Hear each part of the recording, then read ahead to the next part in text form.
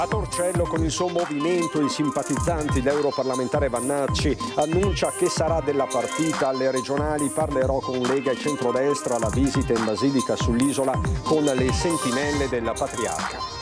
E a Porte Grandi, all'imbarco verso l'isola di Torcello, il presidio di protesta di Ampi e sinistra italiana intona Bella Ciao e attacca il generale no a fascisti e razzisti. A Spinea, folla commossa per l'addio a Gregorio, il sedicenne morto nello schianto di Asseggiano, che era riuscito a sconfiggere la leucemia, il rombo dei cinquantini degli amici, le parole della sorella. Mattinata di incidenti lungo il passante di Mestre, 2 schianti ravvicinati tra Spinea e Mirano, un ferito grave e 6 chilometri di coda mandano in tilt il traffico. Escalation di furti e spaccate a Chioggia, eppure non si vede ombra di intervento. L'attacco del consigliere Montanariello, pronto un'interrogazione all'assessore regionale alla sicurezza. Conclusi i lavori di allestimento e trasloco di attrezzature dalla storica sede di Piazzale Donatori di Sangue, chiusa dopo 70 anni. Da oggi l'ufficio postale di Mestre Centro è tornato disponibile. Calcio, nonostante la rimonta con 2 gol, alla fine il Venezia è stato sconfitto dall'Udinese, che dopo 99 giorni torna a vincere in casa. Bentrovati, buonasera telespettatrici, telespettatori di Antenna 3. In primo piano per questa edizione veneziana dei nostri telegiornali c'è la politica, con la visita non senza polemiche a Torcello del generale europarlamentare Roberto Vannacci. Vannacci che scende di fatto in campo per le regionali in Veneto. Rompe gli indugi e tra le righe comunica correrà per la conquista di Palazzo Balbi. L'annuncio è quello del generale Roberto Vannacci. Da Porte Grandi di Quarto d'Altino sale a bordo della motonave carica di 150 simpatizzanti del suo movimento. Il mondo al contrario, direzione Torcello. Vedremo insieme tutte quelle che saranno le strategie e le tattiche per fare in modo che in Veneto raggiungeremo il miglior risultato. 75.000 le preferenze riscosse da Vannacci in Veneto alle scorse europee. Se il movimento da culturale, giura qualcuno, diventerà politico, l'obiettivo è di quelli ambiziosi, raggiungere non meno delle 150.000 preferenze. L'identità eterosessuale nel vento degli 8 punti elettorali di partito, peraltro già presenti nel suo libro e annunciati dallo stesso eurodeputato durante il suo tour elettorale in barca verso l'isola di Torcello. Perché per decenni hanno cercato di convincerci che la realtà non era quella nella quale stavamo vivendo, ma che invece avevamo bisogno della percezione. Non siamo più uomini o donne, ma siamo quello che ci svegliamo la mattina e ci sentiamo di essere. Fastidioso, dice, vedere le effusioni ostentate dagli omosessuali. Il ristorante gay friendly o la motobarca gay friendly sono problemi loro, vadano dove vogliano, la libertà è bella proprio per questo. Omosessuali che non sono mica contagiosi, così nell'affondo sulla questione. Ma lei ci salirebbe se invitato? E perché no? Mica sono contagiosi, no? E quindi? E sulle polemiche in merito alla visita in massa dei militanti all'interno della Basilica di Torcello, al patriarca Moraglia risponde così. Però mi domando se il patriarca e i sacerdoti sono altrettanto preoccupati quando vengono altre persone politiche, perché se la preoccupazione era rivolta solo al sottoscritto, allora ci sarebbe effettivamente da preoccuparsi. Il tour a Torcello si conclude con la foto di lui seduto sul trono di Attila, circondato dai suoi simpatizzanti. È un buon viatico per il prosieguo e per il futuro, quindi quale miglior posa se non quella sul trono di Attila? Giornata preceduta, iniziata con il presidio di Ampi, sinistra italiana e comitati contro la presenza di Vannacci, ma soprattutto le posizioni di Vannacci, così a Porte Grandi. Noi crediamo che quello che porta avanti il generale sia odio, intolleranza, razzismo, valori che in questo territorio non devono trovare nessuno spazio. Noi siamo invece per la tolleranza, per la convivenza, per la solidarietà e per l'antifascismo. Partigiano, dammi via. Bella ciao, bella ciao, bella ciao, ciao, ciao. Partigiano, portami via, perché mi sento di morire. Associazione Partigiani di Marcone Quarto d'Altino, gruppo Bella Ciao, cittadini non indifferenti, in presidio pacifico per protestare contro la tappa veneziana dell'europarlamentare Roberto Vannacci. Agli attivisti non è stato consentito avvicinarsi al percorso programmato dal generale, che da Porte Grandi si è poi diretto a Torcello, ma la loro voce, ANPI, Sinistra e comitati civici, hanno voluto farla sentire comunque. È per dire tutto il nostro dissenso rispetto ai contenuti che esprime appunto questo europarlamentare. È un personaggio che comunque anche il Ministero della Difesa ha sospeso, e perché il nostro messaggio è quello del rispetto per tutti, uomini, donne, bambini, colore della pelle, orientamento sessuale, non c'è nessuna differenza, o meglio, siamo differenti sì, e questo è il bello. Ma è comunque importante essere qui, e la cosa positiva è che siamo tante realtà, non siamo assolutamente solo cittadini di Quarto d'Altino, ma ci sono tante realtà anche limitrofe, partiti, associazioni, da Treviso, da Venezia, da Mestre, Casale sul Sile, quindi veramente siamo riusciti a fare rete, e questo per noi è importante perché dimostra cosa pensano veramente i cittadini. Militanti storici che considerano Vannacci la personificazione di una deriva verso la destra estrema. Io ho sempre battagliato, specialmente contro i razzisti, contro tutti quelli che professano ideologie contro le persone. E sono orgogliosa di poter ancora dire che il fascismo non deve passare. Dicevamo una giornata politica segnata da tanti fatti, come la cena ieri sera che ha riunito nel Padovano il centrodestra. Ci sarebbero delle prove di disgelo. Li ha riuniti tutti quanti qua assieme per cercare un po' di coesione in questo centrodestra che mai come adesso in Veneto sembra diviso. Ma non li ho riuniti io, il centrodestra in Veneto ha voglia di far politica, ha voglia di partecipazione. Erano in 600 a Cervarese Santa Croce nella campagna padovana, alla fine alla cena per ricompattare il centrodestra organizzata da Leonardo Padrin, ospite d'onore il direttore editoriale di Libero Daniele Capezzone. Ai tavoli del gran cerimoniere Padrin hanno risposto amministratori locali e notabili della politica veneta, con una netta prevalenza di aderenti o simpatizzanti a Fratelli d'Italia e Forza Italia, e più di qualche assenza leghista. Convitato di pietra il futuro presidente del Veneto. Prima dell'antipasto, l'inno d'Italia, tra i commensali la domanda: il centrodestra veneto andrà unito alle regionali?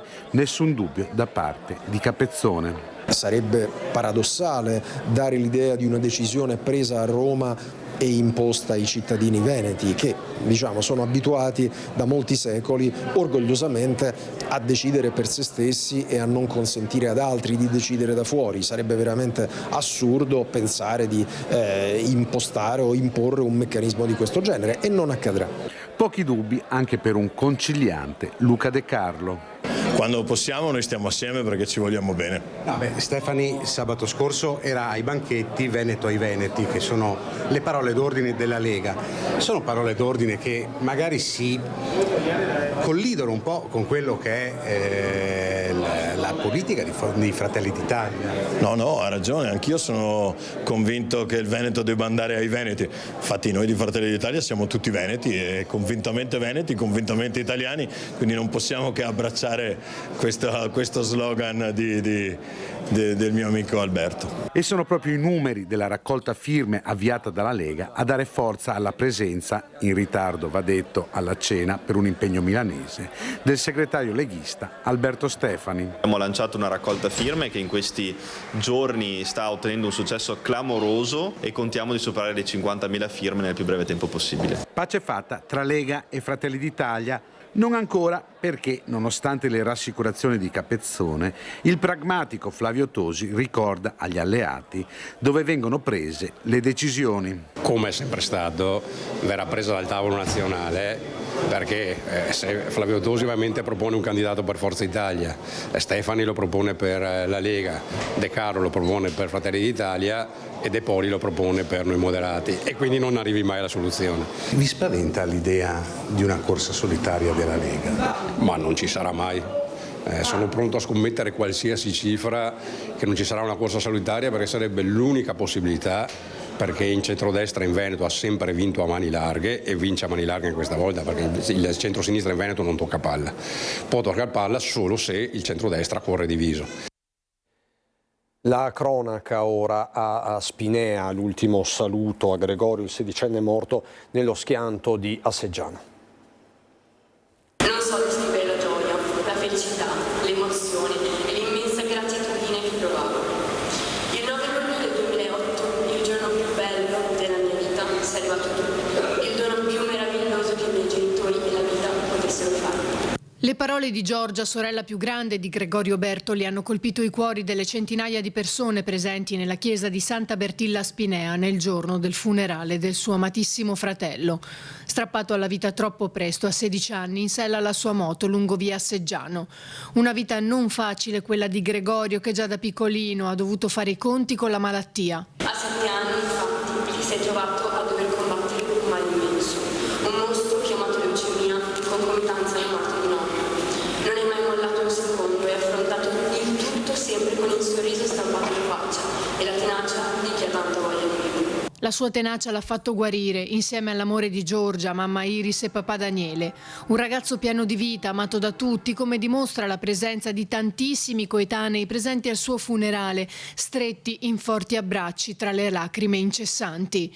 Giorgia si è rivolta anche a Virginia, la ragazza che quella sera era con lui e che ora è ricoverata in ospedale.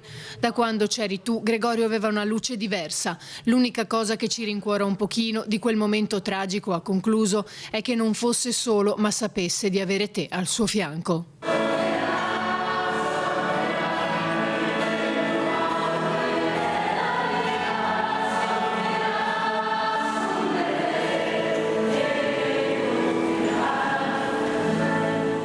Poi la promessa della sorella. Mi hai fatto conoscere il vero significato dell'amore e dell'essere amati, perché sei stata gioia nei momenti di sconforto, perché mi hai dato il motivo per cui valesse la pena vivere. Eri buono, gentile, sensibile, dolce e affettuoso. Ti ho fatto una promessa e infatti ora, che è tutto estremamente buio, io ti prometto che sarò il tuo sole e ti farò vivere in me come se fossi tu. Ti prometto che sarò forte per te e per mamma e papà, che proteggerò e conserverò gelosamente ogni singolo minuto passato insieme. Don Angelo Visentin ha ricordato il cuore con la G e un per sempre disegnato dagli amici. In quel cuore io ci aggiungo un ciao, ha detto, che diventa un arrivederci. Gregorio è stato accompagnato dai suoi amici con il rombo del motore che gli piaceva tanto.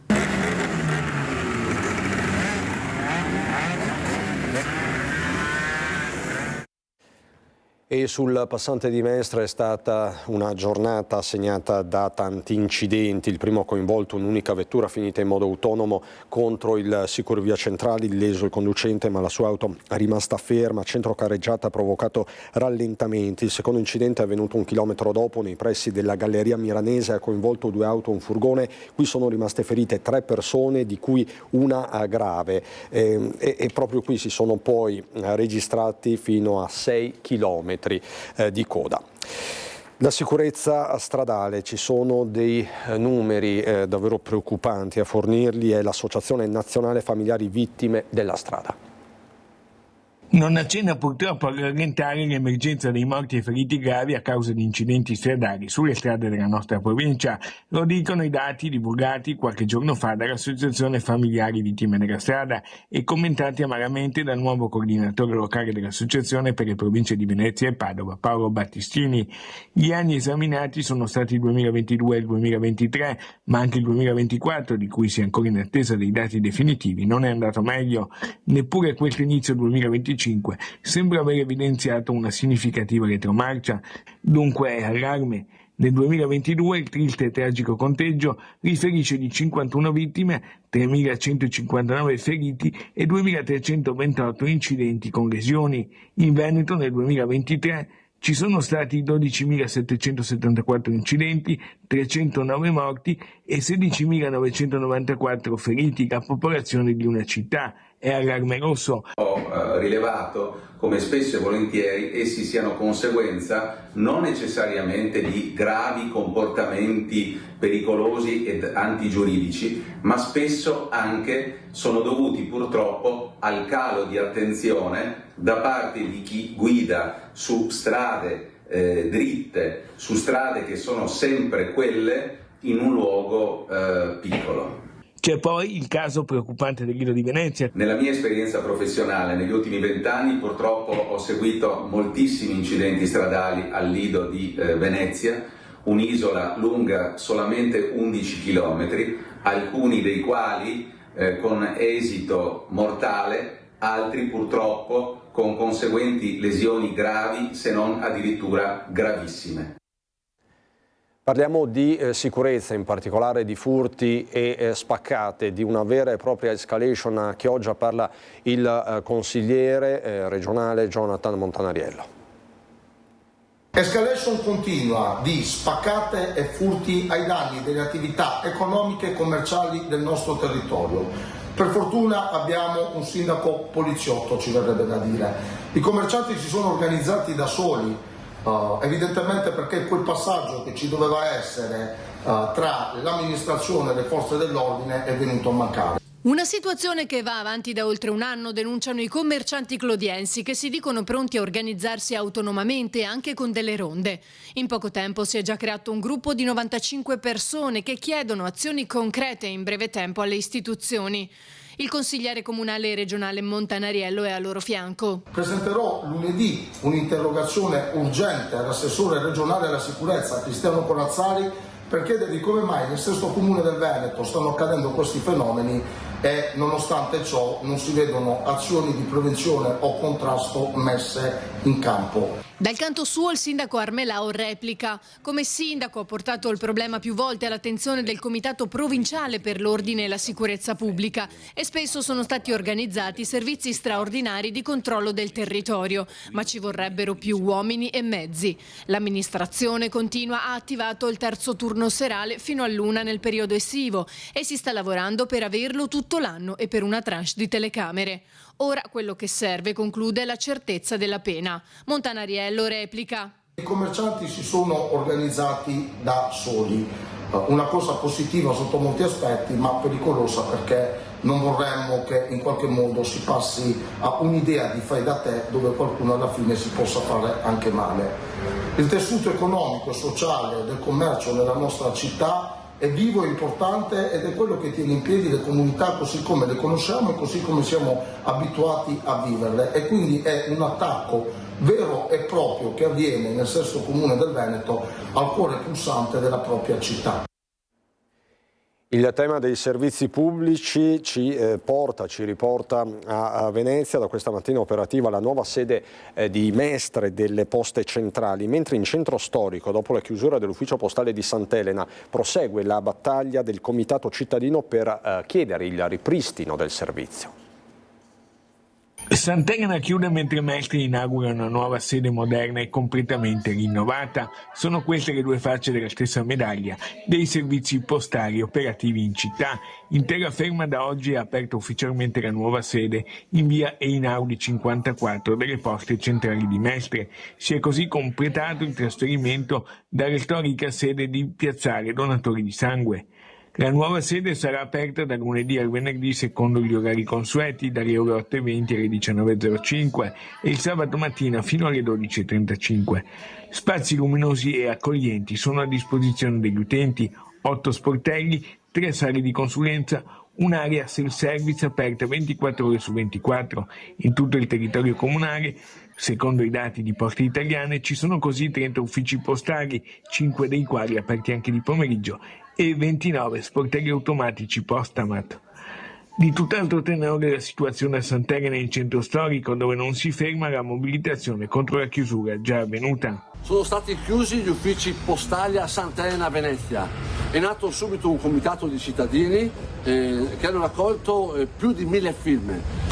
Oltre che alla petizione popolare, in Consiglio Comunale abbiamo votato un ordine del giorno con i consiglieri di maggioranza e di minoranza assieme alla Giunta, dove chiedevamo appunto di tenere aperti questi importanti servizi per i cittadini, sia a Sant'Elena ma anche i 3 in terraferma. Il delegato del sindaco alle isole, Alessandro Scarpa Marta, crede ancora e spera si possa trovare una soluzione riaprendo anche solo parzialmente l'ufficio di Sant'Elena. Ci auguriamo che ci sia la possibilità di trovare una soluzione, un dialogo, anche perché a Venezia, Sant'Elena appunto, ci sono molti anziani e molte persone disabili che per recarsi all'ufficio postale più vicino devono andare fino in via Garibaldi oppure a Lido di Venezia, ma come ben sappiamo ci sono i ponti, i vaporetti, e quindi tutto questo non è possibile.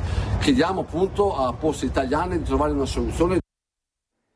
Parliamo adesso sempre con il nostro Lorenzo Maier del Giubileo della Comunicazione a Roma, dove Papa Francesco ha ricordato anche la sua visita a Venezia del 28 aprile scorso. Santità, si ricorda che ci siamo visti a Venezia? Come sta? Ancora vivo, sai?